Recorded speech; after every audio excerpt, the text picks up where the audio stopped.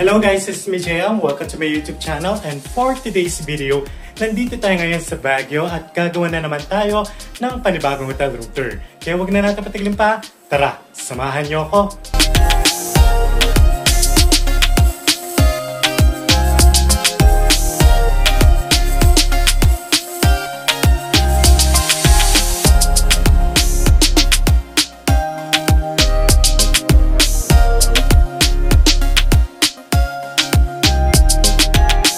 Alright guys, so pagpasok natin sa ating hotel room, ang una natin makikita yung kanilang cabinet. Meron silang laundry bag dito. At ito naman yung kanilang safety deposit box. And sa baba, meron din silang hotel sleepers. Alright guys, so meron tayong whole body mirror dito. And dito naman sa left side natin, meron din tayong resting chair. Meron din silang bottled water, electric kettle, and complimentary coffee and tea. And dito naman sa baba, ito naman yung kanilang mini fridge. So guys, pagpasok natin sa ating hotel room, meron tayong luggage rack dito. And ito naman yung kanilang 2 double-sized bed. In fairness guys, sobrang laki din yung kanilang bed. And meron din tayong telephone dito. And lahat ng mga hotels, meron tayong nakikita mga Bible. And guys, ito naman yung kanilang TV. And yung kanilang TV ay naka-cable. At ito naman yung kanilang vanity mirror. So meron tayong table dito and meron din tayong chair.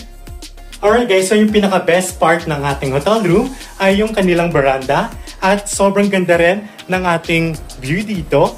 Nandito yung kanilang garden view and marami rin mga pine trees din dito sa harap ng kanilang hotel at meron din tayong konting mountain view.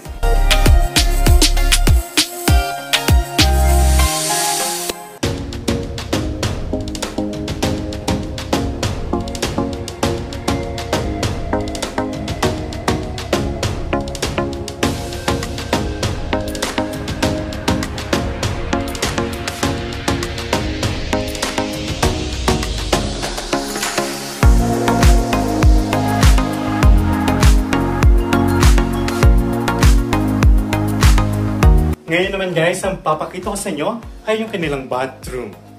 Alright guys, so ito yung kanilang mirrors sa ating bathroom. Actually, sobrang laki talaga ng mirror natin dito. And then meron din silang complimentary mga toiletries, dental kit, and meron din silang tissue paper. And dito naman sa side na ito, nandito yung kanilang hair dryer. And then meron din silang body lotion and hand soap. Ito naman yung kanilang bath towel. And ito yung kanilang toilet. And of course, meron din silang bidet. So, meron tayong shower dito. For sure, meron silang heater. And ito naman yung kanilang bath soap, shampoo, and conditioner. Alright guys, so lalabas na tayo dito sa kanilang bathroom. By the way guys, yung kanilang standard check-in ay 2 PM. Pero kanina, sinubukan na natin pumunta dito ng 1 PM. And good thing, available na yung rooms natin. Alright guys, so pinabuk pala natin to by Klook app for only 3,185 pesos. Good for 2 person with buffet breakfast. And pwede nyo rin gamitin aking Klook promo code na JUDEKLOOK para makakuha pa kayo ng additional na discount. And tomorrow, ipapakita ko sa inyo kung ano-ano yung kanilang food sa kanilang buffet breakfast. Alright guys, so yung view natin sa ating veranda ay yung mismong harapan ng hotel. And pwede rin kayo magpatawag ng taxi dito sa kanilang guard. And pwede nyo rin lakarin pababa dito sa may main road at sobrang daming dumadaan na taxi dito kaya hindi kayo mahirapan na makasakay.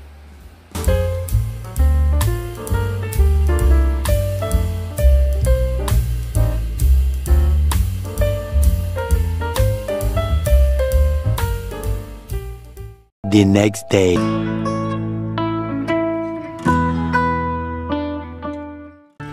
Good morning guys! So pababa na tayo ngayon para sa kanilang buffet breakfast.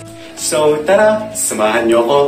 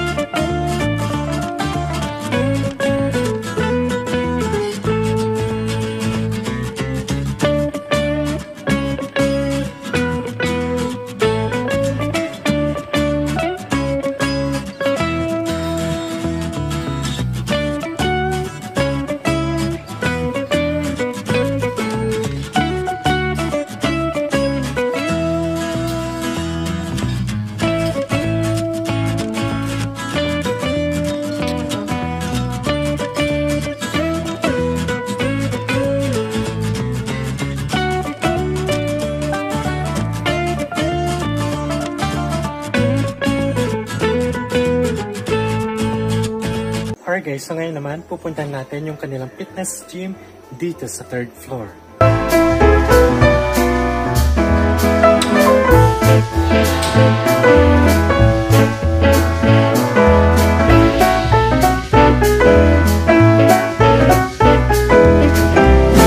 Alright guys, so okay naman yung kanilang breakfast buffet. Marami na kayong mga food choices.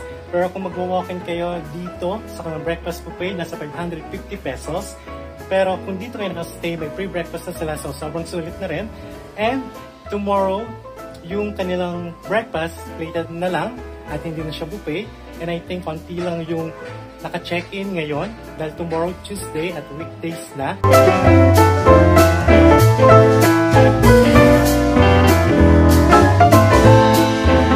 Alright guys, so dito ko lang tatapos sa aking hotel room tour dito sa Hotel Elizabeth Baguio.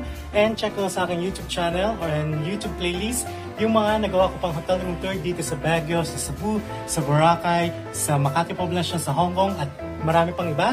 At if ever magpapabook kayo sa Klook, pwede nyo gamitin aking Klook promo code na JudeKlook para makakuha pa kayo ng additional discount. Okay? So thanks for watching. Bye!